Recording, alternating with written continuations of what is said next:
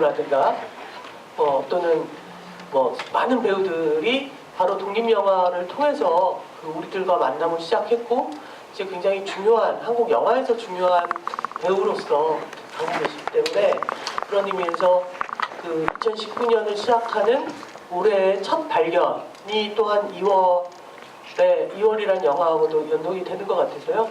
예, 이제 시작을 해볼까 합니다. 먼저 오늘 보신 영화 2월의 배우인 조민경 배우님, 그리고 오늘의 게스트 우리들의 전여빈 배우입니다. 인사 말씀 한 번씩 하시죠.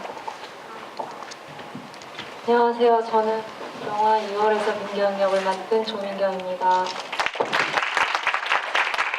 네, 안녕하세요. 저는 2월을 응원하러 온 전여빈입니다.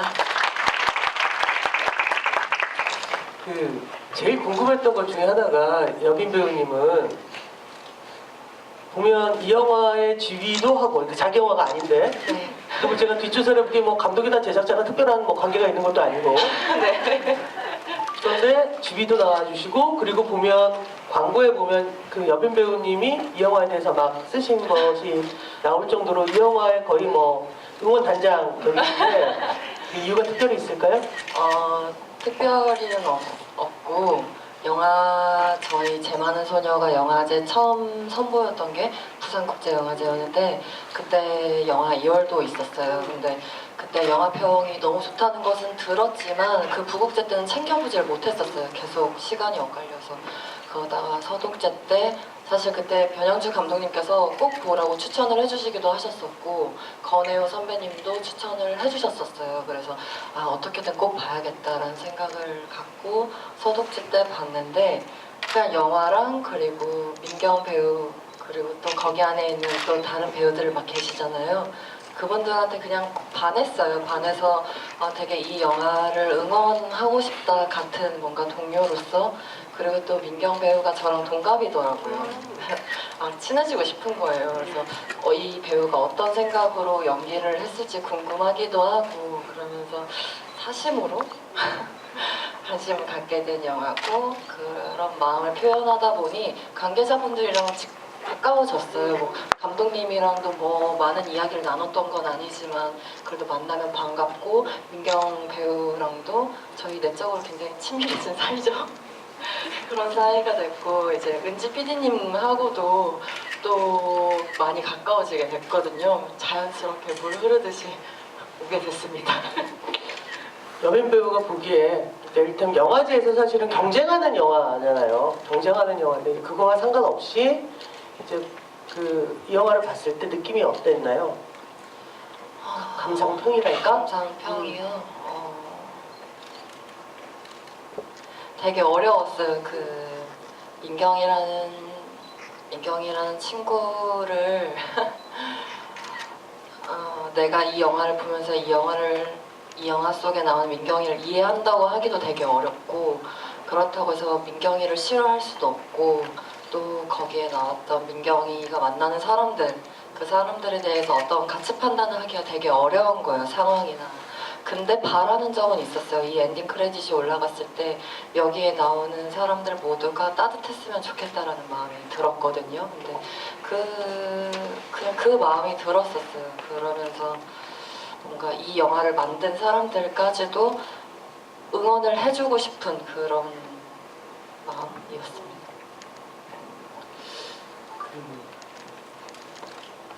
실제 이름도 민경이고 영화 속 이름도 민경이잖아요. 그건 의도된 건가요? 감독님이 민경 씨를 캐스팅한 이후에 이름을 민경이로 한 건가요?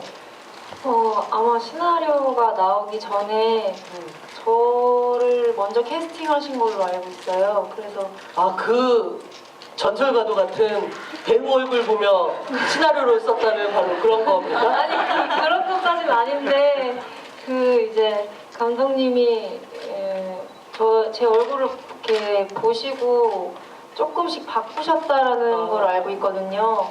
그리고 정말 너무 감사하게도 저의 얼굴의 이미지적인 부분을 다양하게 봐주셔서 그런 이제 민경이라는 인물을 만드실 때 조금 다양하게 어떤 그런 부분들이 더 나았다고 말씀을 해주셔서 진짜 너무 감사했거든요. 아 정말 전설가드 같은 얘기를 내가 왜 전설이라고 그러냐면 그 김태용 감독이 그 자기 영화 집이라면 꼭 뭐 그 배우를 사진을 붙여놓고 시나리오를 쓴 것처럼 항상 얘기를 해요. 그래서 그럴 때마다 되게 어이없어. 지금 되게 순화된 말로 바꾸더라고.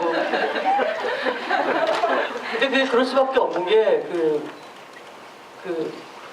탕웨이라는 배우와 그런 작품을 리메이크 해보자라는 기획으로 김태용 감독이 들어간 거였기 때문에 근데 대부분 그런 경우가 아니라면 사실은 배우를 놓고 시나리오를 쓴다는 건 불가능한 일이어서 제가 전설 같은 얘기를 하고 있구나 그랬는데 참고로 말씀드리면 이 영화의 감독님이 김태용 감독 연출부를 하셨었어요. 네, 뭔가 엄습하는 어떤 기운이 있는데 오늘 보고 이 영화를 또 보시고 싶으신 분은 설 이후에 김태용 감독이 또 저처럼 이 영화의 지휘 진행을 합니다. 그때 와서 보시면 그 친구가 되게 말 못하는 것처럼 보이지만 사실은 여우처럼 말을 잘하기 때문에 되게 좋으실 것 같은데 이 영화 2화를 보면 사실은 민경 배우밖에 할 사람이 없겠구나라는 생각이 들어요. 그러니까 왜냐하면 이 캐릭터가 실은 동정받거나 사랑받거나 마음을 주는 캐릭터가 아니잖아요. 그냥 끊임없이 사람들의 기대를 어긋나면서 되게 위약적으로 구는 캐릭터고 그렇기 때문에 굉장히 좀 고집스러운 느낌도 있었으면 좋겠다는 생각이 들고 그래서 저도 2월을 처음 봤을 때 처음 딱 10분 지나고 캐스팅 기가 막히겠구나라는 생각을 했었는데 민경 배우에게 이 작품은 장편은 처음이죠. 그리고 네, 그냥 영화를 처음 찍은 작품이에요. 그럼 단편 찍기 전에 장편부터 네, 저는 이게 첫 영화. 정말 무시무시한 배우. 근데 너님도 그렇지 않으세요?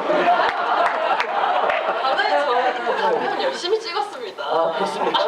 네. 근데 첫 장편으로 작년에 모든 상을 다 받은 거잖아요. 네. 심지어 올해 초에도 뭐 하나 받지 않았나요? 엊그제 받고 왔습니다. 올해는 민경 배우. 네. 그랬다 또 다른 영화 나오면 또 그 얘기를 하시겠지만 어땠어요? 처음 시나리오를 받았을 때? 처음 시나리오가 사실은 맨 처음에 받았을 때는 이 내용이 아니었었어요. 이제 그때도 사실 처음 받았을 때 굉장히 당황을 많이 했던 시나리오였던 인물 자체가 감독님이 이제 제 이름을 이렇게 배역 이름을 써놓으시고 이제 민경이가 말을 하고 행동하는 걸 쭉 읽었는데 너무 좀 못돼서 이렇게까지 해야 하는 어떤 인물인가? 약간 너무 많이 이제 당황스러워가지고 이걸 내가 어떻게 해야지 뭐 이런 생각을 하는 것도 이제 그런 생각을 할 어떤 생각도 없이 너무 조금 어렵다? 어려운 인상을 굉장히 많이 받았던 것 같아요. 처음 받았을 때.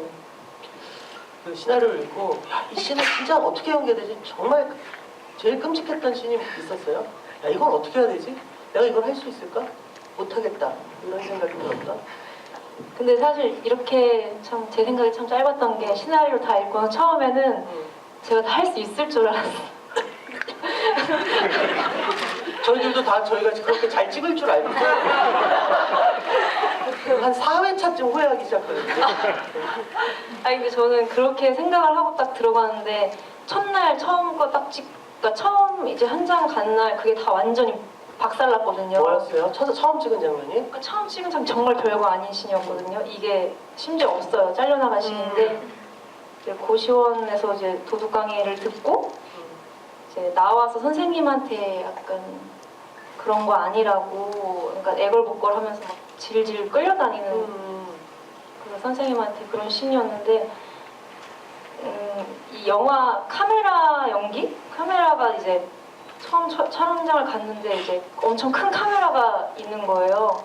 이렇게 제 키만한 카메라가 있고 여기서 연기를 해야 된다고 하시는데 되게 약간 난감했던 것 같아요. 내가 어디를 봐야 되지, 어떻게 연기를 해야 되지 그런 것부터 시작해서 진짜 제가 어떤 가지고 있던 자신감이 약간 사실은 산산조각 났던 첫 촬영이었거든요. 그래가지고 굉장히 이제 제가 이제 시나리오를 읽었을 때 그 자신감은 다 어디 가고 그런 것들 다 내려놓았던, 완전히 다 내려놓고 시작을 했던 것 같아요. 그래서 그날 다 내려놓고 다시 현장에 가서 찍었던 첫 장면은 뭐였어요? 모든 걸 다 내려놓고 맨날 내려놨거든요. 1회차 찍고 내려놓고 2회차 찍고 또 내려놓고. 왜냐면 약간 산 넘어 산 넘는 느낌? 그러면 바꿔 말할게요. 그 영화의 마지막 장면, 그 컨테이너에 실려서 네. 둥둥 떠올라가면서 네. 그 사선에서 클로즈업, 그러니까 바스트에서 클로즈업 사이에 그 슈트에서 이렇게 슬며시 웃는 그 장면 언제 찍은 거예요? 그거는 이제 딱 중간이었어요. 딱 중간에 그 시완이네 집을 먼저 쭉 찍고 그 다음에 이제 컨테이너 엔딩을 찍고 이제 여진이네 집으로 넘어갔거든요. 그때 당시도 몰랐거든요. 그 컨테이너 앞에 커다란 녹색 스크린? 그쵸, 그게 다 CG니까. 네, 그래가지고 내가 여기 앞에서 연기를 해야 되는구나. 또 이거는 또 어떻게 해야 되는 거지?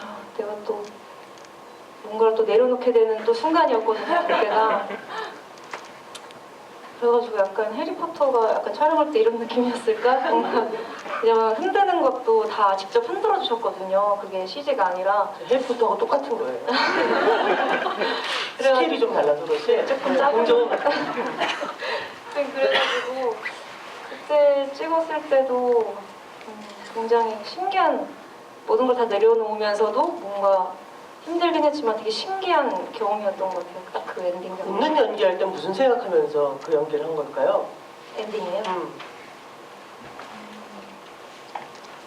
감독님 디렉션이 있었어요. 그 민경이가, 감독님이 저한테 이제 민경이가 어떤 엔딩은 이렇게 됐다라고 말씀해 주시지 않고, 민경이가 창밖을 내다봤을 때 민경이랑 이제 성훈이랑 같이 걸었던 길들, 학교를 데려다주고 데리러 오고 같이 슈퍼도 갔다가 오고, 그다음에 여진이랑 같이 시골길을 걷고 이런 것들을 보면서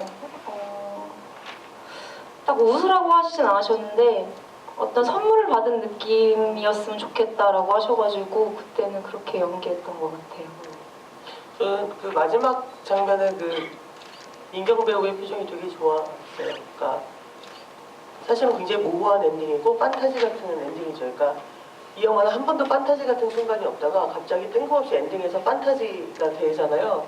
근데 그게 정말 배우의 얼굴 힘으로 엮어지는 것 같아서 그게 되게 놀라웠었는데, 여빈 배우는 이 영화에서 제일 좋아하는 씬이나 뭐 슈트나 제일 좋아하는 장면. 민경 씨가 우물에 막 돌멩이를 집어넣잖아요. 저는 그 장면이 되게 좋아요. 왜냐면 왜요? 이상한가요? 그 장면, 힘쓰는 장면 좋아할 것 같아요.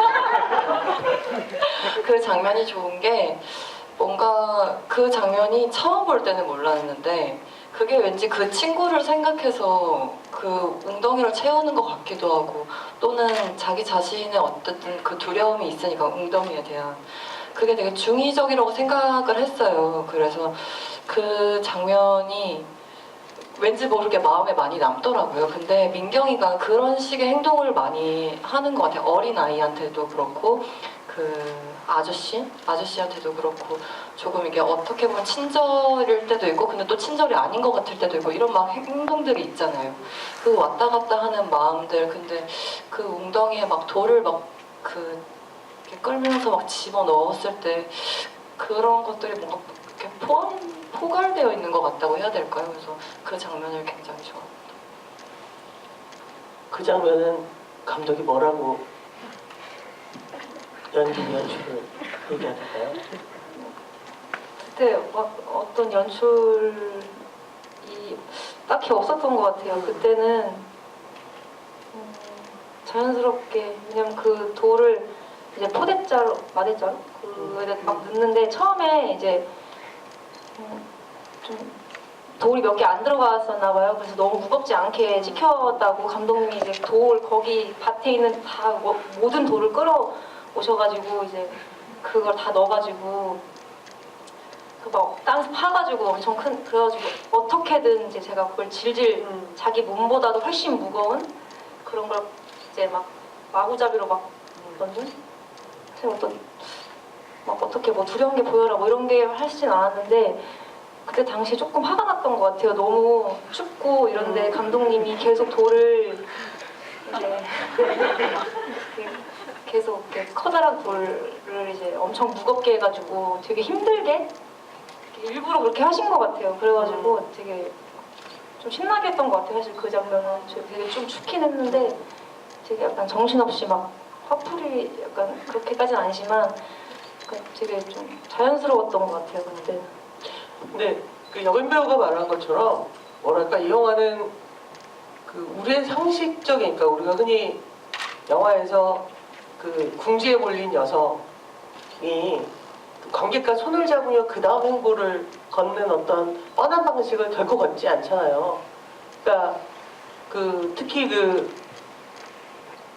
누구죠 그 룸메 여진 그 여진의 집에 갔을 때 굉장히 위압적이고 물론 저는 그 집에 처음 갔을 때 여진의 이미지가 되게 좀 무서웠었어요. 네, 뭔가 뭐 이렇게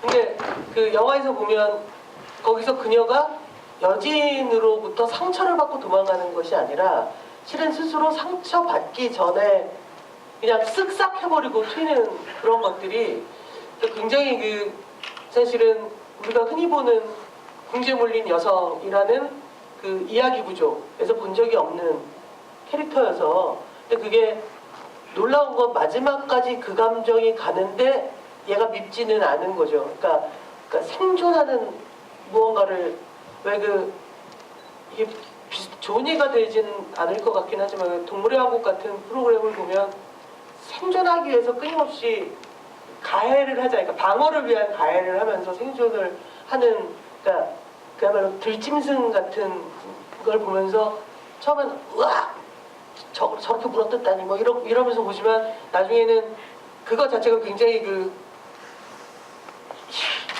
예 마이크 대고 좀 하세요. 하나의 섭리처럼.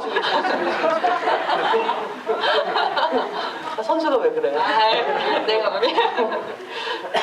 근데 그 김성령 배우 그 배우도 사실은 되게 연기 어려운 캐릭터였다고 생각을 하는데 사실은 감독이 그녀에 관한 내러티브를 많이 안 한단 말이에요. 왜냐하면 그 캐릭터 여진이란 캐릭터를 많이 풍부하게 해줄수록 이게 어떻게 되냐면 민경이를 도와주게 되거든요. 그러니까 얘를 이해해줘요처럼 느껴지게 되니까 실질적으로 여진이란 캐릭터를 그렇게 많이 설명하지 않는단 말이에요. 근데 되게 뭐랄까 굉장히 힘 빠지고 나약한 것 같지만 사실은 도끼도 있어 보이는 되게 이 영화는 그래서 배우들이 다 그 아저씨 아들 역할했던 친구도 되게 천연덕스럽게 잘하고 너무 잘해요, 너무. 네.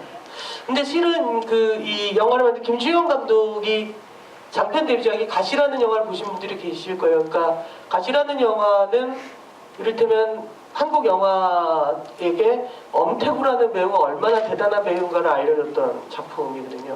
그래서 근데 가시라는 영화는 이제 엄태구라는 배우를 써서 어떻게 보면 이제 사기꾼인 엄마와 그리고 재건축 회사일 거예요. 재건축 회사에 다니면서 되게 힘들게 일을 하는데 막 결혼을 준비하려고 하는데 잘 안 되고 돈은 없고 엄마 때문에 사기당한 사람이 오고 자기도 엄마한테 당하고 뭐 이러니까 그야말로 그 민경처럼 몰린 어떤 남자 캐릭터였거든요. 근데 가시에서의 엄태구라는 배우가 현실 세계와 부딪혀서 상처받고 조각나는 캐릭터라면 이 2월의 민경은 나는 어떤 경우에도 조각날 일이 없어 라고 스스로 결심하는 훨씬 더 강한 캐릭터여서 근데 그 감독님이 굉장히 그 이야기와 영화를 만드는 방식과 배우를 되게 잘 조화시킨다. 그러니까 그거는 아마 가실 때부터 그랬던 것 같아요. 혹시 가시 보셨어요? 가시를 보지 못했습니다. 가시를 보셨겠죠? 이 감독이 사기꾼일 수도 있잖아. 어? 영화를 찍어본 적도 없는데 갑자기 장편 주인공을 시켜준다는 거 마냥. 어? 네, 저는 봤습니다. 어땠어요? 가시를 보고? 가시를 보고요. 그럼 사실은 가시를 보면 2월도 어떤 식으로 찍힐 것 같다는 생각이 좀 들잖아요.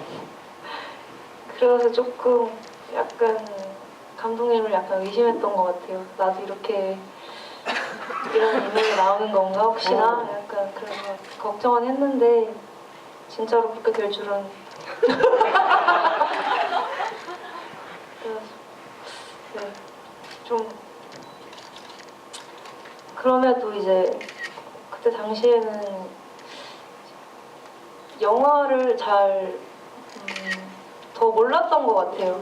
그래서 그 영화를 이제 가시를 보고 나서 그리고 사실을 찍고 나서 더 생각을 많이 했던 것 같아요. 그 가시라는 영화에 대해서. 그래서 어떤 부분에 있어서 뭐 성이 다를 수는 있겠지만 어떤 인물이 계속 조금 변화하고 있다라는 그런 느낌? 이제 감독님이 이제 주로 이제 쓰시는. 그래서 그때 당시에는 어떤 그 남자 배우 이제 엄태구 씨가 한 역할도 쉽게 이해를 하기가 어려웠고 2호를 찍고 나서도 이 민경이라는 제가 물론 연기는 했지만 완벽하게 이제 이해를 했다고 생각을 못 했거든요. 근데 이제 개봉까지 오면서 더 뭔가 어떤 그 인물에 대해서 조금 더 다시 생각하게 되는 그런 지점이 있는 인물들인 것 같아요. 가시의 인물과 이제 2월의 민경. 여배우님, 영화를 찍을 때 그 네. 캐릭터가 100% 이해된 상태에서 하나요? 아닌 것 같아요. 그쵸. 네, 너무 아닌 것 같고 이제 민경 배우님이 아까 말씀해 주셨잖아요. 처음 촬영부터 매일매일 내려놨다고 처음에. 근데 저는 그 표현이 너무 좋았어요. 그래서 사실 이런 연기가 또 나올 수 있는 게 아니었을까 또 싶기도 하고. 그러니까 전 되게 신기했거든요. 이 영화 보면서 그 민경 배우의 연기가 너무 신기한 거예요. 이 연기도 어디서 보지 못했던 연기였던 것 같아요. 그래서 이 사람이 무슨 생각으로 이 캐릭터를 어떻게 이해하고 찍었을까 저 너무 궁금했거든요. 그래서 제가 작년부터 우리 만나서 서로 어떻게 연기를 했는지 이야기를 하자 그거를 한 3-4번을 얘기를 했는데 아직 만나서 얘기를 못했어요. 그래서 오늘 들어야겠다. 오늘 뒷풀이도 할 거니까 그게 들어야겠다고 작정하고 왔는데 제일 궁금한 거 한번 질문해 보시죠. 정말 궁금해요. 그러니까 내려놓으셨다고 하셨는데 어떤 면에서 이 캐릭터를 또 내려놓으셨는지. 근데 또 한 가지는 또 잡고 갈 만한 그 포인트는 있었을 거 아니에요. 민경이라는 사람에 대해서 어떻게 이해를 하고 이거 하나만큼은 내가 내려놓지 말고 가져가야겠다라고 했던 어떤 메인 그 카테고리라고 해야 되나요? 인물에 대한 그런 것이 있었는지 궁금합니다. 진짜 찍는 내내 어려웠어요. 민경이가 하는 어떤 내가 완벽하게 이해하지도 못한 채로 해야 되는 어떤 불안감도 있었고 그럼에도 이제 정말 너무 다행이었던 거는 감독님의 불안 때문에 그런 것도 있는데 풀이를 굉장히 오래 했어요. 이야기를 굉장히 많이 했고 감독님이 심지어 제가 어떤 저만의 분석을 할까봐 이제 시나리오가 고가 이제 진행될 때마다 한 번 읽고 뺏어가셨거든요. 그래가지고 이제 제가 그럼에도 감독님이 이제 뺏어가시고 나서 이제 뺏고 나서 이제 이걸 어떻게 읽었냐 이제 이런 얘기를 하면서 되게 많은 이야기를 나눴는데 그래서 제가 제일 중요하게 생각했던 거는 감독님이 얘기했던 부분이 이제 시선이었어요. 민경이가 누구를 어떻게 보고 그다음에 상대가 이야기할 때 얘를 어떻게 보고 이런 것들을 얘기를 하셨는데 진짜 어려웠어요. 민경이의 어떤 리액션이 제일 어려웠던 것 같아요. 민경이가 어떤 상대방의 이야기를 듣고 어떻게 반응할까 이게 좀 잘 안 보여가지고 굉장히 어려웠는데 민경의 어떤 그런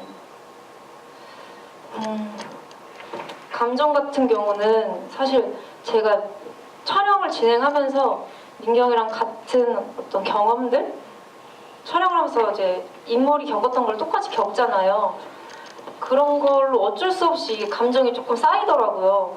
민경이가 겪는 어떤 감정들이 그런 것도 있었고 감독님이 전사를 설정하진 않으셨어요. 전사를 절대 설정하지 않으시고 이 상황에 놓인 인물이 하는 표현이었으면 좋겠다고 얘기를 하셔서 진짜 그 상황에 집중을 굉장히 많이 했거든요. 찍을 때 물론 이제 다른 배우분들이랑 리딩도 굉장히 많이 했어요.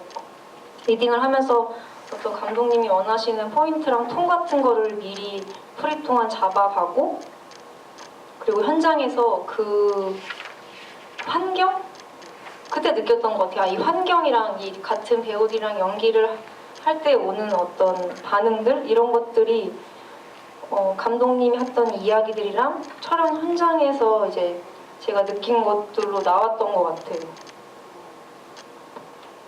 그렇다요. 네. 되게 다르죠. 네. 네, 되게 다를 것 같아요. 서로 많이 이렇게 좀 달랐던 것 같아요. 연기를 한 게. 근데 저는 너무 신기한 게 이제 민경 씨는 그 리액션에 대해서 되게 고민을 많이 하셨다고 했는데 저는 그 리액션이 너무 신기한 거예요. 그러니까 일상적으로 추리할 수 있는 그 리액션이 아니에요. 이 영화에서 나오는 민경의 리액션이. 근데 그게 너무 신기하고 또 한편으로 그녀의 영화 그 전에 작업을 하신 게 없다고 하시니까 어떻게 그거를 생각해서 표현을 했지? 라는 생각이 드는 거예요. 되게 뭔가 저도 관객이니까 관객으로서 그녀가 되게 궁금하고 또 같은 배우로서 동료 배우로서는 그런 지점이 되게 부럽기도 하고 내가 만약에 이 상황에 놓였으면 나는 민경 씨처럼 그런 리액션을 내가 생각할 수 있었을까? 라는 것을 고민해보면서 사실 공부가 되게 많이 됐던 작품이에요. 배우로서 되게 많이 됐었고 그리고 이 영화를 봤을 때 얼굴들을 바라보는 기쁨이 되게 컸었어요. 민경 씨의 얼굴, 김성령 배우의 얼굴, 또 그 꼬마 배우 성훈 배우님 그리고 그 아저씨 선배님은 영화에서 진규 진규 아저씨. 사실은 이 영화에서 지금 유일하게 따뜻한 데서 겨울을 나시는 분이에요. 네, 근데 그 선배님은 그 말 톤이 되게 재밌으시더라고요. 그리고 그 아가 배우는 사실 제일 좋았던 건 계란 날리는 그 스냅! 어떻게 연습을 했을까? 되게 궁금하더라고요. 쫙 하는 게. 전혀 예상하지도 못한. 근데 그 성훈 배우와 그 민경 배우 그 둘 사이, 그리고 민경 배우와 여진 역을 했던 성령 배우 그 사이가 이렇게 두 명 이렇게 얼굴들이 붙어 있을 때 그 힘이라고 해야 되나요? 관계의 힘이라고 해야 되나요? 그걸 바라보는 것이 굉장히 좋았었어요. 그 성훈이라는 아이와 민경이의 관계가 가장 좋을 수밖에 없는 건 사실은 성훈이만이 민경이를 동정하지 않잖아요. 네. 그러니까 민경이 입장에서는 방어벽을 가질 이유가 없죠. 네. 네, 그래서 사실은 이 영화에서 우리는 사실 눈치를 채잖아요. 분명히 술 먹고 사고를 칠 거고 사실은 그게 놀랄 일은 아니잖아. 예측 가능한. 네. 그러니까 계속 술을 먹잖아. 그리고 그 순간 이 파라다이스는 아작이 난다는 걸 우린 알고 있는데도 불구하고 아마 영화를 보면서 가장 안 그랬으면 좋겠다. 그냥 여기서 영화가 끝나면 큰일 나는데 근데 그랬으면 좋겠다고 생각이 드는 건 아마 민경이가 가장 안정돼 있는 상황 때문이었을 것 같아요. 그 사실은 어떻게 그러지 나랑 다르지라고 하는 건 영화가 달라서 그래요. 영화가 달라서 그래요. 그러니까 뭐냐면 이를테면 그 여빈 배우가 영화에서 보여줬던 건 어떤 처연함이잖아요. 네. 근데 그 처연함을 이 영화는 어떻게 표현하냐면 처연한 상태 나를 관조하는 나를 실체화시켜버린 거거든요. 그러니까 사실은 영화가 너무나 다른 거죠. 네. 그러니까 여기에 처연하고 힘든 내가 있어. 근데 그 여민배우의 영화는 그것을 끊임없이 따라가면서 이 친구가 단호하게 결심하고 네. 그 다음 길로 가는 걸 보여주는 거고, 이 영화는 그 처연한 상태에 있는 나를 우리가 이제 머릿속에서 허상 하나를 만들어요. 그래서 처연한 나를 바라보는 거야. 그럼 난 이미 처연하지 않죠. 그냥 처연한 나를 바라보는 또 다른 난데 갑자기 얘가 실체화돼 버렸어. 그래서 그런 표정으로, 이를테면 그게 어쩌면 감독이 민경이라는 캐릭터가 세상을 뚫고 버틸 수 있는 유일한 방법은 그런 방어벽밖에 없을 것이다라고 생각했을 수도 있을 것 같고, 그것을 굉장히 잘했던 건 어쩌면 영화 경험이 없기 때문에 더 잘했을 수도 있을 것 같아요. 그래서 사실은 민경 배우 입장에서는 큰일이 난 거죠. 실은 이제부터는 계속 이런 캐릭터가 아니라 다양한 캐릭터로 계속 배우를 해야 되는 거고, 네. 근데 첫 영화에서 이미 사람들을 매혹시킨 얼굴을 보여줬단 말이에요. 이제는 내려놓을 수도 없을 거고. 네, 좀 어려운 것 같아요. 그 다음에 이제 조금 단편을 찍게 된 어떤 기회들이 있어가지고 했는데 진짜 처음 찍었을 때랑 완전히 다르더라고요. 제가 어떻게 생각하는 뭔가 자세가 뭔가 열심히 하는 똑같이 하는데 뭔가 달라서 조금 더 어려워지기는 했어요. 그래서 주위에서 선배님들이 이제 걱정도 많이 해주시더라고요. 이게 아마 민경이가 처음 찍어서 가능했던 부분들이 분명히 있었을 텐데 좀 더 어려워질 수 있겠다, 힘들 수 있겠다라는 말씀을 해서 그걸 지금 좀 체감을 하고 있어서 경험이 많이 없는데도 그래서 요즘 그게 최대 고민이에요, 지금.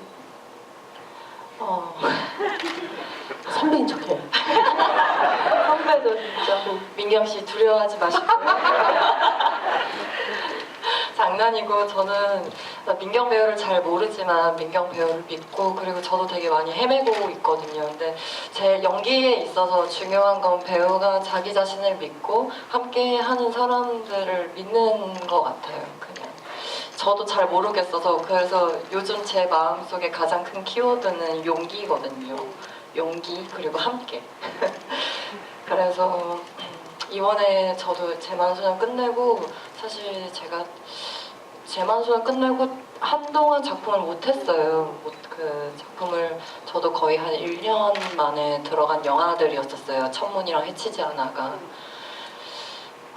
그러면서 고민이 막 머릿속에 생각이 너무 많아지는 거예요. 연기를 하는데. 근데 그게 어떻게 보면 뭔가 잘하는 연기를 하고 싶어서 막 생각이 많아졌던 것 같아요. 그래서 사실 그거 잘하는 연기를 향해서 달려가려고 하지 않았고, 그 주변 사람들이랑 어울릴 그 주변 배우들 그 역할들이랑 잘 어우러졌으면 좋겠다라는 생각이 또 그 현장에서 저의 과제였어요. 그래서 잘했는지 못했는지는 모르겠지만 그냥 어쩔 수 없는 것 같아요. 배우는 그냥 내가 나를 격려하고, 그리고 모니터링 해주는 스태프님들, 뭐 감독님을 믿고 가는 수밖에. 우리 힘내봐요.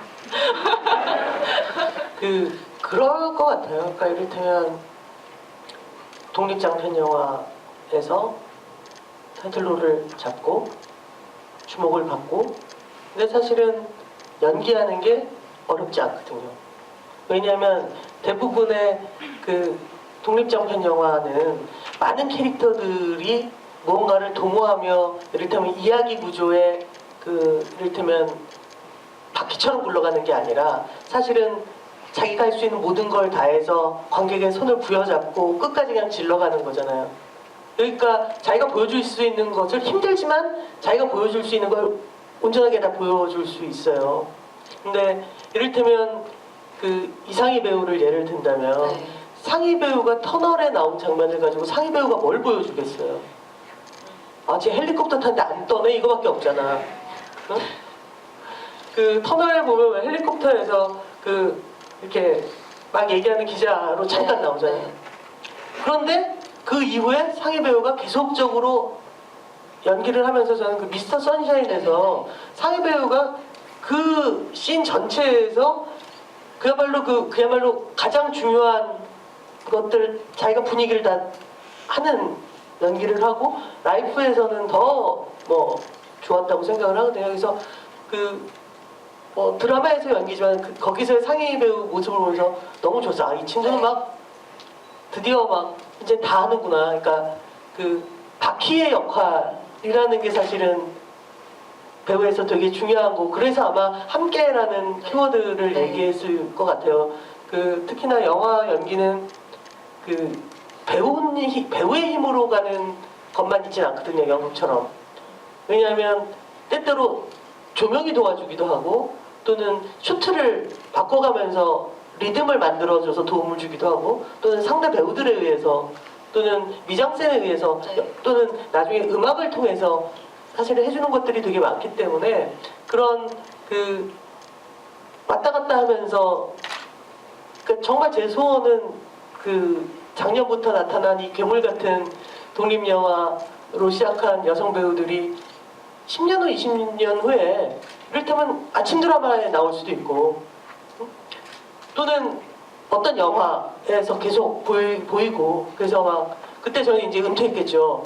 근데 왜 그래 그때까지 영화를 어떻게 하니? 근데 그런 배우들 그런 어떤 군들이 나오면 되게 좋을 것 같다는 생각을 해서 되게 그래서 뭐 죄 많은 소녀라든가 뭐 소공녀도 그렇고 또 이월도 그렇고 이 독립영화가 굉장히 한국 영화 전반에 큰 선물을 줬는데 이걸 앞으로 어떻게 할 것인가가 이제 고민이라는 생각이 들어요. 이제는 이제 슬슬 객석으로 마이크를 옮기기 전에 여러분들의 질문 중에 배우님이 대답을 못하는 질문도 나올 수 있잖아요. 그래서 오늘 아무 일도 안 할 줄 알고 왔던 감독 김중현 감독을 무대로 모시도록 하겠습니다.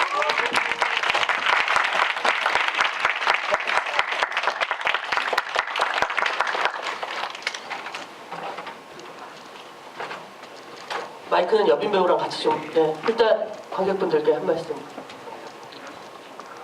안녕하세요. 저는 2호를 연출한 김중현입니다. 객석으로 넘기기 전에 하나만 여쭤볼게요. 왜 캐스팅을 한 겁니까? 시나리오도 제대로 된 게 아니었었어요, 정말? 예, 시나리오는 그러니까 제가 느끼기에는 완벽한 시나리오는 아니었어요. 예, 애매하기도 하고 좀 고쳐야 되는 데라는 생각인데 되게 뭐라지 추상적인 상상으로 인물이 만들어지거나 이런 것들이 많았었거든요. 아니면 제가 주변에 있던 인물들이 채워지거나 그러니까 좀 이게 입체감이 없다는 느낌이어서 단순하다는 캐릭터 단순한 느낌? 사실 행동하는 거 복잡한데 제가 그려지는 인물의 이미지는 그냥 한 표정밖에 없는 것 같은 느낌이었었어요. 표정이 하나? 근데 민경이 이 친구를 만나는데 표정이 너무 많다는 느낌이 드는 거예요. 표정이 많다는 느낌. 근데 그거는 위치마다 달라지는 느낌이에요. 그래서 이렇게 볼 때 어디를 보냐에 따라서 표정을 여러 개를 가지고 있다가 아니라 보는 방향에 따라서 그렇죠. 전혀 네. 다른 표정이 표정이 나온다는 거죠. 나온다는 느낌이 드는 거예요. 그래서 그러니까 제가 처음에 생각했던 게 어제는 저런 얼굴이 아니었는데 오늘 왜 이런 얼굴이지? 이라는 느낌이 들 정도로. 그러니까 왜냐면 제가 이 친구가 제 수업을 할 때 학생이었는데 자리를 옮겨가면 앉잖아요. 그래서 옮겨가서 목을 보게 되니까 각도가 다 본연이 달라지는 거예요. 그러니까 다른 아이처럼 보이게 되는 거죠. 그러니까 어떤 날은 안경 끼고 나오고 어떤 날은 안경 안 끼고 나오고 어떤 날은 다크서클 이렇게 내려와 있고 그러니까 수업 안 하고 계속 몇 명 안 돼요 수업 인원이. 그러니까 딱 보여요. 그리고 그런 생각이 들어서 이 친구를 처음에는 그 인상 때문에 캐스팅했다가 그다음부터 그걸 발견하는 순간 시나리오를 확 많이 고치기 시작했죠.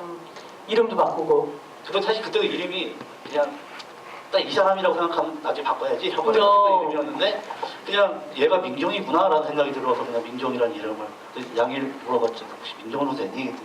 그때는 아무 생각 없을 때니까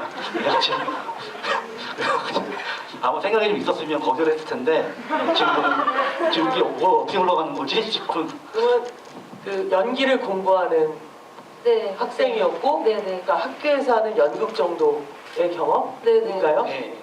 학교 무대 연극 이 친구는 3년 동안 거의 연극만 했던 친구고 마지막에 무슨 이유로 영화과 수업을 들어온 거예요. 왜 무슨 이유였어요? 그때 약간 심적으로 약간 안 좋아가지고 그때는 무대 연기를 조금 무서워했던 것 같아요. 그 당시에. 그래서 약간 영화 공부를 해보고 싶어서 수업을 신청을 했죠.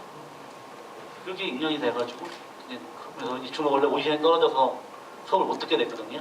그래서 제가 너 만약에 나 영화 찍을 것 같은데 나랑 하게 되면 내가 너 수강증 받아줄게. 이 친구를 수업에 들어오게 안 올 줄 알았어요. 네. 이 친구는 이미 자기는 올 시간 떨어질 때는 기분이 상해서 수업에 안 올 줄 알았는데 그 다음날 수업을 왔더라고요. 그 다음부터 매일 조금씩 얘기하면서 혹시 이런 책 한번 읽어볼래? 아니면 이런 영화만 봐볼래?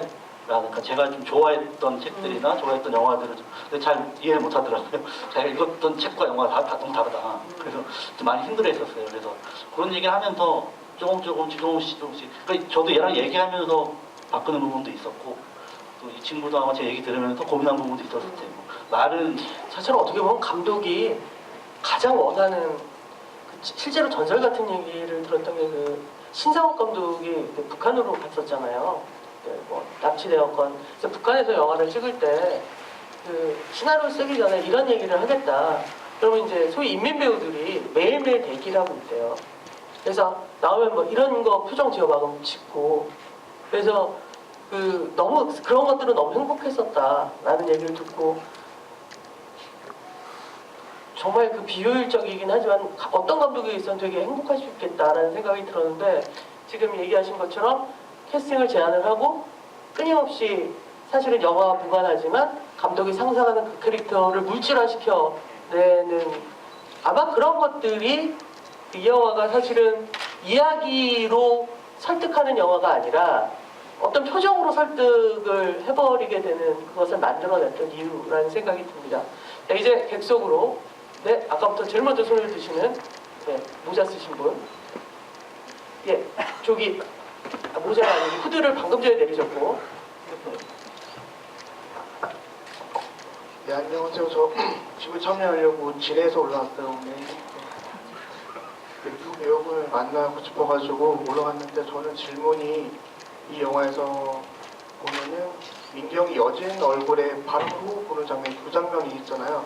처음에 오픈 스크롤 때서 숨을 꼭 쓰러져 있는 여진에게 호흡 부는 장면이랑 마지막 싸울 때 호흡 부는 장면인데 이 두 장면이 감독님이 디렉션하실 때 의미를 똑같은 의미로 했는지 아니면은 배우분이 연기하신 게 어떤 의미로 연기하셨는지 그게 궁금합니다.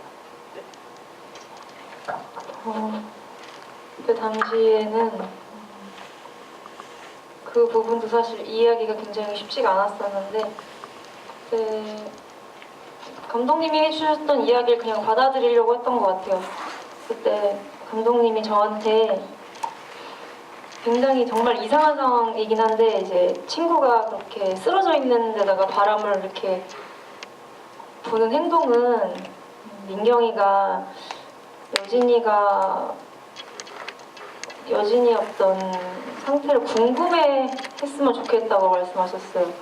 그러니까 이렇게 얘기하면 살았는지 죽었는지 얘가 이렇게 불면은 깨어나는지 그래가지고 사실 조금 이래도 되나 사람이 그랬는데 그때 당시에는 어떤 중요한 이제 의미가 있다고 생각을 하면서 그렇게 했고 나중에 후에는 그냥 이 인물이라고 생각을 했던 것 같아요. 얘는 민경이는 이런 행동을 할 수밖에 없는 인물? 네, 그렇게 했던 것 같습니다. 혹시 첨언하실 말이 그게 사실은 3번 나오거든요.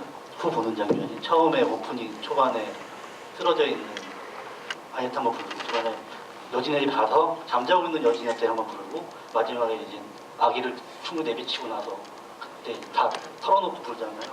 이게 저는 뭐 처음에 단순하게 살았는지 죽었는지 처음 거는 두 번째 거는 내가 그렇게 했다는 걸 기억하고 있는지 없는지 확인하는 거.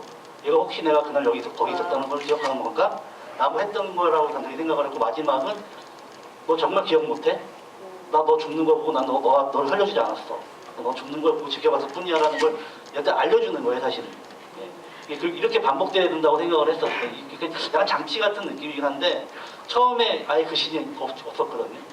없다가 사실 민경이랑 얘기하면서 많이 생겼던 거예요. 그것도. 좀 얘를 보는 순간 얘가 진짜 싸늘하게 나를 볼 때 지금도 그렇게 보는데 싸늘하게 볼 때가 되게 겁나거든요. 싸늘하게 볼 때. 근데 그게 정말 아무 평소에 착하게 살아야죠.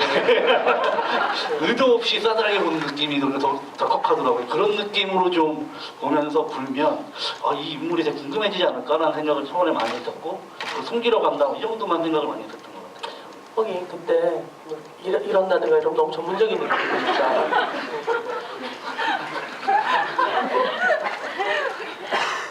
그렇답니다. 또 지금 2월 첫째 날 2월이라는 영화 보게 돼서 정말 감사하고요. 그래도 감사합니다. 네, 혹시 그런 의미에서 영화 제목을 2월로 하신 이유가 있는지 궁금합니다.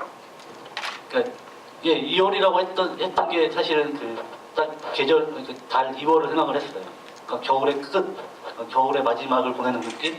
그러니까 2월을 민경이 견뎠으면 좋겠다. 이월만 버틴 법이니까라는 생각. 근데 3월도 춥고 이것도 추운데 왠지 기분상 3월만 되면 좀 옷도 가버려질 것 같고 그런 기분이 들잖아요. 그것 때문에 2월이라고 생각을 했는데 단순하게 그렇게 생각했다. 저희 PD와 촬영 감독이 좋다. 근데 숫자 2보다 그냥 2로 하자. 이제 2월 된다는 느낌도 민경의 느낌과 맞다. 좀 약간 올드하지만 그래서 저는 그리고 곰곰이 생각해 보니까 그 제목이 약간 정말 촌스럽긴 하지만 민경이를 가장 많이 설명할 수 있는 계절적 느낌, 겨울에서 가장 끝이라는 느낌이 더 설명되는 것 같아요. 그러니까 약간 희망이라는 느낌도 붙어 있으면서 좀 견뎌야 한다는 그런 좀 고됨 이런 것도 좀 있고 그런 약간 복잡한 어떤 2월달 그리고 약간 모자란 달이잖아요. 또 다른 달에 비하면 좀 묘한 느낌도 좀 있고 그래서 그런 것을 종합적으로 우연하게 농담처럼 얘기했지만 정말 민경이가 닮아 있다라는 생각을 좀 많이 했던 것 같아요. 지구온난화 이전의 2월. 또 질문 있으신 분? 예, 모자 쓰신 분?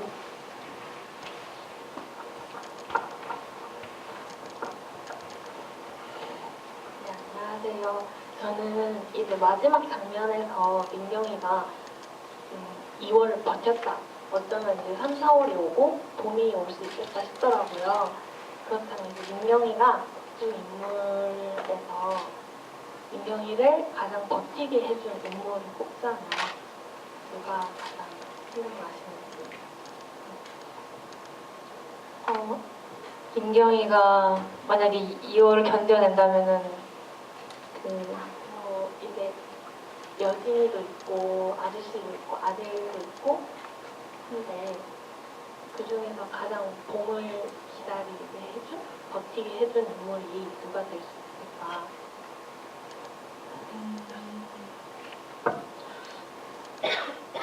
사실 생각을 안 해보긴 했는데 잠깐이었던 것 같아요. 만약에 그럴 수 있다면은 아무래도 이제 성훈이가 아니었을까라는 생각이 들긴 하는데 그것도 아주 잠깐? 왜냐면 민경이는 그 힘을 그게 힘이라고 말할 수는 없겠지만 그래도 계속 어떤 길 위를 전전하는 힘이 민경이가 가진 걸로만 하지 않을까? 어떤 외부의 도움을 받지 않고 네, 저는 그렇게 생각합니다. 민경이는 타인에 대해 관심이 없지 않나요? 저는 그냥 그렇게 봤어요. 그러니까 타인에 대해 관심을 갖는 순간 방어벽이 무너질 수 있기 때문에 타인에 대해 관심이 없고 성훈이도 그 순간 뭔가 그랬던 거지 사실은 버리고 나오는 거잖아요. 그러니까 단호한 그리고 그 뒤로 연락을 할 리도 없을 것 같고 그래서 그런 면에서 되게 오랜만에 혹은 처음으로 만나는 캐릭터 그러니까 아기를 또는 위약적이거나 아기가 있음을 숨기지 않는 캐릭터였다는 생각도 들어요. 네, 옆에 계신 분 갔다가 뒤로 가겠습니다.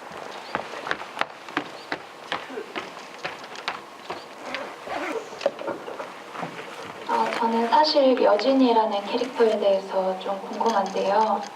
여진이를 보면서 민경이보다 저는 더 불쌍하다는 생각을 많이 들었어요. 보통 영화에서 이제 여자 2명의 친구가 있다 보면 늘 풍족한 곳에서 자란 친구와 이제 부족한 환경에서 자란 친구 2명이 대부분 이렇게 대비가 되면서 늘 주인공은 조금 이렇게 부족한 환경에서 자란 친구가 더 주인공이 돼가는데 그런 상황 속에서 여진이라는 캐릭터를 어떤 사람으로 생각하고 이 영화에 나오게 하셨는지 질문이 좀 구체적이지 않나요? 일단 구체적이에요. 일단 감독님이 먼저 여진이란 캐릭터를 에 대해서 설명을 해주시고, 일단 민경 배우가 그 여진을 그러니까 민경에게 여진은 어떤 존재라고 생각하고 연기를 하셨는지를 얘기하시면 될 것 같아요. 여진이는 제가 제일 많이 걱정했던 부분이 지금 말씀하신 그런 부분이거든요. 저는 사실 이 영화는 여진이를 위한 영화가 아니라 민경이라는 아이를 위한 영화였는데 왠지 다른 캐릭터들의 사연들이 부각되는 순간 밸런스가 깨져서 복잡해질 거라는 걱정을 되게 많이 했었어요. 그래서 사실은 본의 아니게 민경이한테 스트레스를 많이 준 게 네가 좀 뭔가 그걸 더 해야 된다라는 식의 얘기를 많이 했어요. 그리고 어제도 다른 그 매체랑 얘기를 할 때도 그렇게 얘기를 했었는데 저는 정말 미안한 얘기지만 그 배우들한테 굉장히 많은 얘기를 해주지 않았어요. 민경이만큼 많은 얘기를 해주지 않았어요. 왜냐면 되게 궁금해요. 어떤 아이예요? 왜 자살을 해요? 뭐예요? 진규는 왜 이혼을 해요? 막 이혼을 했어요? 전에 왜 돈이 이렇게 많아요? 왜 매일 5만 원을 줘요? 그 얘기를 관객들만 궁금해하시는 게 아니라 배우도 되게 궁금해서 제가 1차에 얘기 안 했어요. 자세히 얘기 안 하고 대충 많이 버나 보죠. 이런 식으로만 얘기를 하고 되게 답답하고 힘들어하셨어요. 그건 왜냐면 사실 민경이한테는 얘기를 많이 했던 게 뭐냐, 민경이한테도 사실은 외부 캐릭터에 대한 정보는 전달하지 않았어요. 딱 얘 얘기만 했었어요. 왜냐면 저는 제가 생각하는 연기 디렉팅이라는 걸 어떻게 생각하는지 저는 연기를 못하는 사람이고 연기를 공부해보지 않은 사람이기 때문에 삶을 기반으로밖에 표현할 수가 없거든요. 그러니까 내가 아는 만큼만 보는 거예요, 사실은. 그런데 배우들은 그 이상을 알고 싶어해요. 그 이상을 알고 싶어하고 캐릭터를 분석하고 만들어가려고 하더라고요. 그러면 사실은 너무 많이 알기 때문에 재미가 없는 캐릭터가 된다고 생각을 했거든요, 저는요. 그러니까 내가 모르는 만큼, 너가 모르는 만큼 그만큼만 보여주면 된다고 저는 생각하고 그 전체를 제가 아우르면 된다고 생각하는 편이어서 여진이한테도 왜 자살하는지 충분히 얘기를 해주지 않았어요. 단순히 너는 우울증이고 내가 생각하기에는 여진이 너는 약간 죽음으로 어떤 신호를 보내는 사람 같다. 그러니까 내가 정말 죽을 사람은 아닌데 자살을 하는 행위로 누구한테 신호를 보내는 사람이다. 그러니까 너도 불행한 사람이야. 근데 민경이 그걸 알아. 네가 그렇게 한다는 사람을. 근데 단순히 민경이가 너를 싫어하는 이유는 딱 하나. 너는 가진 게 많은데 너는 왜 죽으려고 하고 나는 가진 게 없는데 왜 살려고 하지? 거기서 약간 억울한 거야, 얘는. 화가 나고. 너 다 있잖아. 아버지가 돈도 뭐 해주고 다 해주고. 넉넉하잖아. 나는 아버지가 깜빵가 있고 지금 뭐 이런 거 여러 가지 뭐 전기세도 못 내고 이러고 있는데 나는 지금 꾸역꾸역 살려고 지금 돈도 훔치고 만두도 훔쳐먹고 막 이러고 살고 있는데 그런 모욕적인 상황을 견디고 있는데 너는 왜 죽지? 내가 정작 죽을 사람 난데? 라는 이런 어떤 감정이 아니겠니? 이런 정도만 얘기를 해줬어요. 왜냐면 거기다가 너 이만저만 하면 걔 캐릭터 너무 커지고 너무 디테일이 많아지면 사실 민경이에 방해가 될 거라고 생각을 했어요. 저는 이 영화는 오직 민경이라는 인물이 이 겨울을 어떻게 하냐가 중요한 거였거든요. 그러니까 만약에 제가 이 영화가 좀 더 돈이 많고 제가 돈이 많게 제작을 하거나 뭔가 좀 규모가 있게 찍었으면 아마 하나그리들처럼 꼼꼼하게 인물 하나하나 다 챙겨가면서 영화 찍었을 것 같아요. 근데 그럴 영화가 아니었거든요. 이거는. 그러니까 딱 어느 정도 기간에 뭘 찍어야 된다. 제한적인 상황이 너무 큰 영화였기 때문에 제가 처음으로 어떤 인물에 확 집중해서 찍은 영화가 이 영화였던 것 같아요. 가시 때는 그러지 못했거든요. 그렇죠. 가시 때는 세 명이 예, 네. 공평하게 제가 다 배분했는데 그때는 그게 가능한 상황이라고 제가 착각을 하고 있었고 그것도 별반 세없는 상황이었는데 이걸 찍으면서는 도저히 불가능하다. 그래서 딱 해서 제가 아예 처음부터 디렉팅도 그렇게 하고 그래서 지금도 아마 약간 여진 성령 배우나 주원 배우나 저 낭병이 있을 거예요. 왜 나를 이렇게 답답하고 했지? 막 이런 생각, 지금도 약간 찝찝한 마음이 있을 거예요. 사실 그런 마음이. 근데 그건 되게 의도됐던 거여서 제가 잊은 지 오래래요. 신경 쓰지 마세요. 근데 그 민경 배우 얘기 듣기 전에 잠깐 말씀드리면 그 배우를 하는 배우분들이 가끔 착각하는 것 중에 하나가 뭐냐면 저는 이게 그 연기론이라는 건 수만 가지 가지가 있는데 굉장히 그 또 전설의 연기론 같은 거 있지 않습니까? 뭐 그렇게 살아야 되고 뭐 이를테면 내가 그 어떤 캐릭터를 하면 그 캐릭터처럼 막 지내야 되고 뭐 이런 것이 사실은 되게 허구라고 저는 생각을 할 때가 많아요. 왜냐하면 영화는 연극과 달라서 처음 얘기의 시작부터 끝까지를 순서대로 찍는 것이 아니라 애초에 씬 또는 쇼트 연기를 해야 되기 때문에 사실은 그 내러티브를 구성하는 연기를 하는 거지 내러티브를 만드는 연기를 하는 건 아니라고 생각을 하거든요. 근데 많은 그 처음 연기를 막 하는 친구들이 자기 캐릭터를 맡았을 때 그 캐릭터의 앞뒤를 상상해 오는 경우가 있어요. 그러니까 영화에서는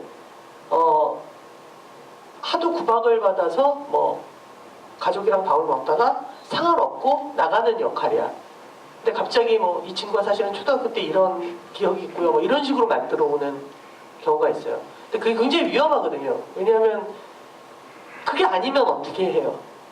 그러니까 그래서 언제나 그 순간, 그러니까 이를테면 되게 물질적인 연기를 필요로 하기 때문에 감독은 아마도 그것에 대한 경계, 그래서 서로 막 촬영에 들어가는데 서로 상대방이라는 캐릭터를 너무 잘 이해하고 있는 거야.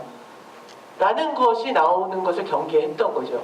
그러니까 그 끊임없이 상대방을 또는 자기 자신을 완벽하게 이해할 수 있는 장치를 차단함으로 인해서 이를테면 그 순간의 어떤 표정을 캡처하는 것이 되게 중요하게 느껴졌던 것 같아요. 그냥 제 생각에. 그래서 제가 시나리오도 뺏었던 게 분명히 이 친구는 불안하기 때문에 분석을 해가지고 자기가 분석하지 말라고 상담 계속 읽으면서 아마 거기서 꼼꼼히 체크를 했을 거예요. 아마. 막 거기 표정을 이렇게 했을 것 같다는 생각이 들어서 제가 뺏어가지고 오고 직관적인 얘기를 했어요. 이게 어떤 얘기인 것 같냐? 너 아까 말씀드린 어떤 장면이 기억이 나냐? 근데 알고 봤더니 민경 배우가 천재야. 한 번 본 걸 다 외워. 됐어요? 여진이라는 캐릭터는 민경 배우는 사실은 다 외워. 막 12권대 다 알아. 어디가 틀렸는지 자기 다 알고 있어. 아니 그렇게 천재였으면 좋겠다는 생각이 드는데 그 여진이 여진이 그 할 때 감독님이 그 얘기를 해주셨어요. 미리 여진이란 어떤 역할을 생각할 때 기본적으로 이제 설정이 되어 있었거든요. 이제 여진이랑 진규를 자기한테 어떤 우호적으로 해주는 그런 인물들을 이용하는 인물이다 민경이가. 근데 여진이는 조금 더 뭔가 민경이가 여진이를 볼 때 여진이의 어떤 불행을 보면서 굉장히 이제 위안을 얻고 그걸로 어떻게 보면 힘을 얻는 인물인데 이제 여진이가 그러지 못한 뭔가 불행하지 않고 뭔가 그 어떤 안락한 이제 따뜻한 집에서 이제 주위 사람들의 도움을 받아가면서 행복하게 살고 있는 걸로 오히려 상처를 받는 그리고 그걸 뭔가 깨트리고 싶어하는 이제 그런 거를 이제 가지고 아무래도 여진이 확실히 그런 거를 이제 가지고 연기를 해서 조금 더 어떤 여진이가 어떤 행복한 모습을 볼 때 여진이를 어떻게 생각하는지 그렇게 삐뚤게 어떻게 보면 조금 삐뚤게 이제 바라볼 수 있는 어떤 연기를 할 수 있었던 것 같아요. 마지막 질문 저 뒤에. 네, 안녕하세요. 오늘 영화 잘 봤고요. 제가 평소에 방구석 일녀를 좋아하는데 오늘 방구석 일녀 방청객으로 온 것 같은 제 많은 소녀도 좋아하고요. 네. 제가 느꼈던 거는 그 마지막에 컨테이너가 올라가는 장면을 보면서 민경의 자존감이 좀 올라가지 않았나라는 걸 표현한 게 아닐까라고 저는 생각을 했었거든요. 그래서 감독님께 여쭤보고 싶은 거는 그나마 영화에서 그 민경에게 동정하지 않는 게 성원인데 이 영화가 이후의 장면을 좀 생각해봤는데 과연 민경이가 성원이에게 돌아갈까라는 걸 생각해봤는데 어떠신지 물어보고 싶었어요. 마지막 장면에 대한 뭐 다양하게 보실 수 있을 것 같아요. 그러니까 민경이 죽었다. 그럼 보실 수도 있죠. 그것 자체가 판타지고 또 공사 현장에서 사실은 민경이는 굉장히 참혹하게 죽었다. 인 거일 수도 있어요. 혹은 뭐 중간에 아저씨 저 여기 사람 있어요 내려주세요 뭐 이랬을 수도 있고. 네. 고민을 진짜 많이 한 장면이었어요. 사실은 솔직히 이제 먼저 말씀드리면 고민을 너무 많이 하다가 사실은 제가 결국에는 저도 오마주를 하게 돼. 말이 좋아 오마주지. 사실 김태훈 감독님 연출부하면서 제가 13년 동안 이해를 못했던 장면이 하나가 있었는데 가족한테 날아가는 거? 네. 그걸 제가 13년 동안 이해를 못했어요. 심지어 촬영할 때도 감독님한테 좀 섞임에 혹시 가족의 탄생 기억나시죠? 마지막에 이렇게 노래 부르다 이렇게 날아가잖아요. 네, 위로 올라가잖아요. 김태형 감독은 모든 영화에서 한 번씩 날아가요. 제가 굉장히 감독님한테 막 그때 숲김에 뭐 영화 망했다고 막 그러는데 시사회 때 말 때도 저는 처참하다고 생각이 들었어요. 저기 저 진짜 쓰셨네라고 생각을 해가지고 그러니까 그걸 저는 전혀 이해를 못했어요. 그리고 꽤 오랫동안 이해를 못했어요. 그리고 뭐 사실 심지어는 만추에서도 중간에 그냥 비슷한 장면이 나오잖아요. 그리고 판타지 같은 네, 춤추다 날아가죠. 날아가는 장면도 있었잖아요. 그래서 이분은 이게 뭔가 생각을 하다가 제가 공중부양의 로망이 있는데 그러다가 이걸 고치는 순간에 갑자기 저는 그냥 민경이가 팩트로는 불행할 것 같다는 생각을 했었어요. 근데 그렇지 않기를 바라는 간절함 같은, 그러니까 약간 저는 이제는 민경이라는 아이가 내가 만들어 놨지만 내가 이렇게 해주는데 너무 무책임하다는 생각도 들고 약간 너무 혼란스러웠어요. 영화를 마지막 그 장면을 쓸 때 그때 이제는 좀 뭐라고 하지, 좀 객관적인 시선을 놓쳐버리고 제발 살았으면 좋겠다. 민경이가 이 겨울을 어떻게든 났으면 좋겠다. 근데 어떻게 생각하면 죽었나도 생각할 수 있는데 죽지 않길 바라는 간절함, 간절함, 그런 것들이 좀 많이 들어갔던 것 같아요. 그래서 민경이한테 그때 그 얘기도 민경이한테 많이 하자고 촬영장에서 그때 그래서 그렇게 얘기한 게 보면서 저 안에 네가 같이 움직였던 어떤 같은 인물들의 그 풍경들이 있을 거라고 상상을 해봐 라고 했던 게 그런 의미도 있고, 음악도 그렇고 촬영할 때도 촬영한 것 같아 그런 식으로 약간 주문을 했고, 그리고 음악 감독님한테 음악을 만들어달랄 때 딴 사람들은 거의 다 반대 비슷하게 했어요. 음악이 너무 좀 안 맞는 것 같다 정도라. 근데 저는 이게 좋다고 생각했어요. 왠지 모르게 이게 다시 생활하는 듯한 느낌? 그리고 거기 보면 이게 사운드가 잘 들으실지 모르겠지만 음악 자체에 두근두근하면서 시작을 하거든요. 심장 뛰는 소리처럼. 이게 마치 민경이가 다시 태어나는 듯한 느낌? 그런 것들을 많이 주고. 제가 김태형 감독님 그 장면을 떠올리다가 갑자기 그런 의미였나? 싶은 생각이 들어서 그럼 나도 한번 감독님부터 말하면 허락해 주실 것 같은데? 하고 말씀 안 드리고 일단 찍고 사실은 촬영들을 개봉하기 전날 전화드렸는데 그 말씀 드리려고 전화했는데 그 얘기 듣지도 않으시고 나 지부해 줄게 라고 해서 그럼 지부할 때 말씀드려야겠다.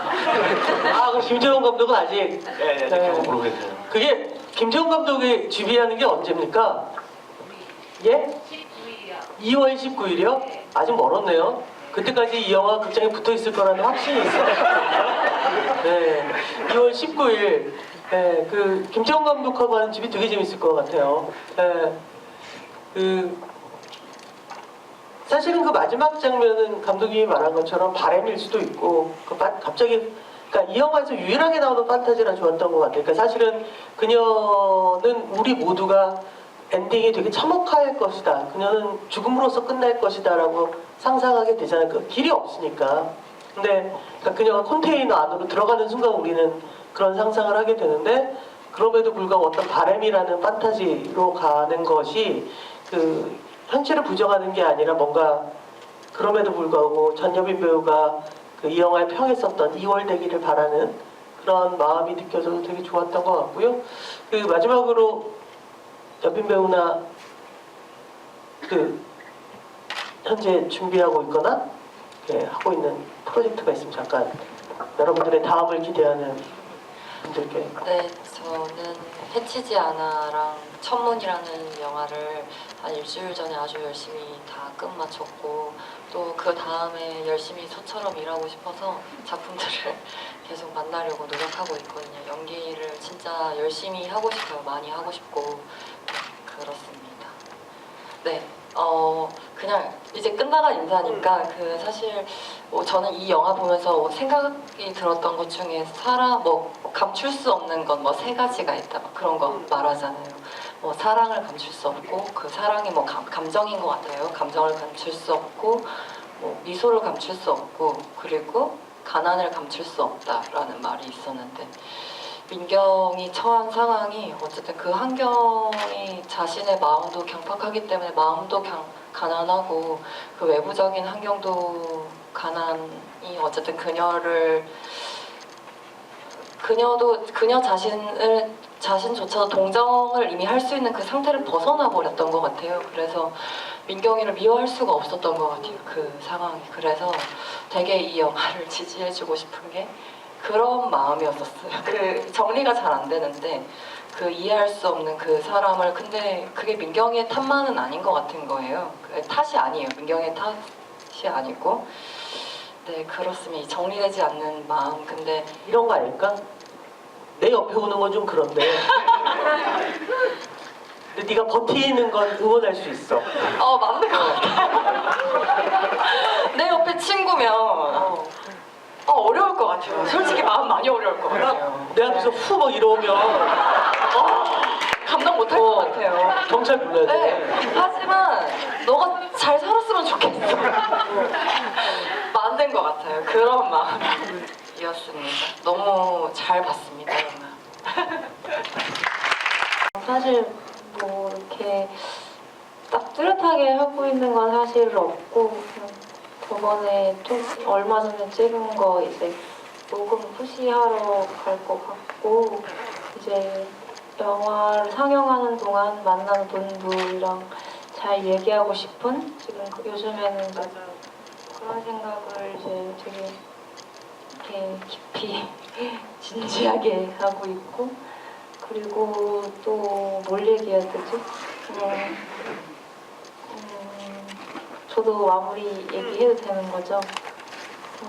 이렇게 최정주 감독님이랑 여빈이랑 이렇게 같이 여빈 배우분이랑 이렇게 같이 GV를 할 수 있게 돼서 전 너무 좋거든요. 저도 방구석 1년 애청자고 근데 감독님 이제 새 작품으로 하셔서 이제 그만두셨어요. 네, 이번 주부터 오늘부터 저 안 나와요. 네.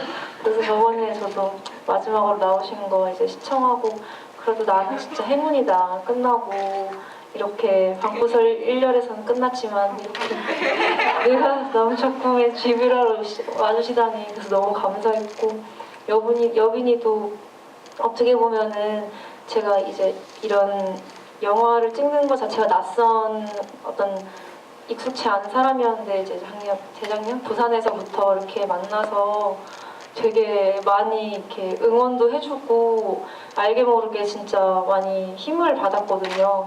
근데 이제 여기까지 와서 이렇게 이야기 함께 나눠주고 해가지고 오늘 조금 떨리긴 했지만 그래도 너무 진짜 뜻깊고 감사한 시간이었습니다. 정말 감사합니다. 아까 민경 배우가 영화를 다 찍었지만 완벽하게 그것을 한 것 같진 않다. 뭐 여빈 배우도 그렇고. 근데 영화는 결국 만들어져서 상영을 하고 관객하고 만나는 날 완성되는 것 같아요. 그래서 아마 그 영화를 찍으면서 이건 내가 했지만 이게 뭐였을까라는 게 사실은 관객들의 리액션, 관객들의 감상을 통해서 내가 했던 표정이 이렇게 보여지는 거구나. 그러니까 나는 사실은 A라는 생각을 조금 하다가 감독이 야 그런 생각도 하지 말라 그래서 지우고서 그냥 어떤 걸 한 건데 관객들은 그걸 B로 읽기도 하고 C로 읽기도 하는구나. 그러면 그 순간 나의 그 표정은 누군가에게 B로도 보이고 C로도 보이는 거라고 각인하는 순간 그 다음 영화를 하게 되는 길이 열리는 것 같아요. 그래서 아마 이를테면 우리는 죄 많은 소녀 다음에 여빈 배우는 죄 많은 소녀가 아니라 또 다른 그러면서 관객들을 만나고 너 마지막에 그런 표정 너무 그랬어. 나한테 그런 게 있구나를 깨달으면서 이를테면 자기 얼굴에 인장을 하나씩 붙이면서 그 다음에 거를 걷는 거라 그런 공정들을 겪으시고 나면 그 뒤에 민경 배우가 우리에게 어떤 모습으로 다시 보일까 이런 것들 또는 드디어 우리가 보게 되는 그 전여빈의 그 조단한 연기는 과연 어떠한가 그냥 그런 것들 굉장히 궁금하거든요. 왜냐하면 드디어 이제 막 그 연기 그만둘 생각도 하고 이러다가